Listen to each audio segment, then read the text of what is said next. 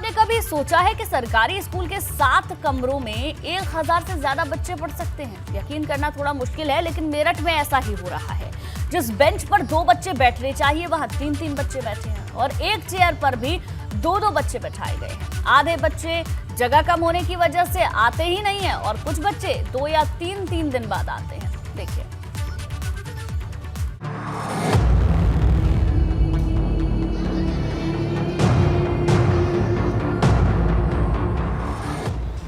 मेरठ में 7 कमरों का बना ये स्कूल पढ़ाई के लिए कम, एडजस्टमेंट के लिए ज्यादा चर्चा में है। हालत ये है कि स्कूल में बैठने के लिए जगह कम पड़ जा रही है। यह है प्रहलाद नगर में बना उच्च प्राथमिक विद्यालय, जहां रोज ऐसे ही क्लास खचाखच भरी रहती है। आप सोच रहे होंगे इतनी भीड़ तो ट्रेन के जनरल डिब्बे में भी नहीं होती। यहाँ देखिए कि बच्चों की जो संख्या है वो अच्छी खासी है। मतलब आप ये देखिए कि 1100 से ज्यादा बच्चे हैं यहाँ पर और मात्र 7 कमरे हैं। अब 7 कमरों में कैसे 1100 बच्चे पढ़ाई कर सकते हैं, आप खुद सोच लीजिए। कुछ बच्चे या तो आते नहीं हैं या 1-2 दिन के अंतराल के बाद आते हैं। और ये देखिए कि फर्नीचर की भी जो व्यवस्था है वो नहीं है। बरामदे में ये क्लास चल रही है और इन बच्चों के लिए फर्नीचर की व्यवस्था नहीं है। इन बच्चों को यहाँ पर बैठना पड़ रहा है। अब दूसरी तस्वीर एक और मैं आपको दिखा देता हूँ। ये कमरा नंबर 6 है और 5th क्लास है और आप देखिए कि किस तरीके से यहाँ देखिए बच्चे यहाँ पर पढ़ाई करते नजर आ रहे हैं। लेकिन आप ये देखिए कि घिचपिच कितनी है। जिस क्लास में 30 से 35 बच्चे बैठने चाहिए वहाँ 60 से 65 बच्चे बैठते हैं। मजबूरी में एक क्लास बरामदे में चलानी पड़ती है और आलम यह है कि बच्चों को जमीन पर ही तिरपाल और चटाई बिछाकर बैठना पड़ता है। अधिकारियों से कहने पर अगर कुछ हो जाता तो हालात ऐसे ना होते।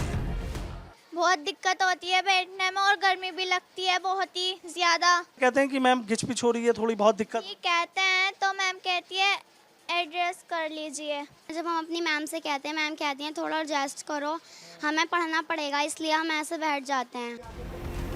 पहले यह स्कूल 2 शिफ्ट में चलता था, लेकिन जैसे ही एक शिफ्ट हुई परेशानी सिर उठाकर खड़ी हो गई। कैमरा सामने आते ही अधिकारी भरोसा तो देते हैं, लेकिन हालात कब सुधरेंगे इसकी कोई तारीख तय नहीं हो पाती। यहाँ पर जो अध्यापक आए थे वहाँ से उन्होंने मेरे को ये विद्यालय 2 पाली में चलाने का अनुरोध किया था, लेकिन चूंकि ये अधिकार हमारे पास नहीं है तो हमने इसको उच्च अधिकारियों को अवगत करा दिया था कि ऐसे ऐसे विद्यालय है और ये 2 पाली में अगर हो जाएगा तो यहाँ पे पढ़ाई अच्छी होगी, छात्र संख्या में और अधिक वृद्धि होगी।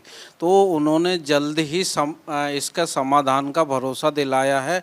मैं व्यक्तिगत रूप से उच्च अधिकारियों के संपर्क में हूँ, बहुत जल्दी इसका हम लोग समाधान कर लेंगे। मेरठ का ये उच्च प्राथमिक विद्यालय और कंपोजिट विद्यालय जिस व्यवस्था को लेकर चर्चा में है वो परेशान करने वाली है। हालांकि अब सत्ता पक्ष के विधायक और सांसदों से सवाल करेंगे तो आंकड़ों में अच्छी तस्वीर दिखाई जाएगी। मेरठ से सनुज शर्मा, एबीपी गंगा।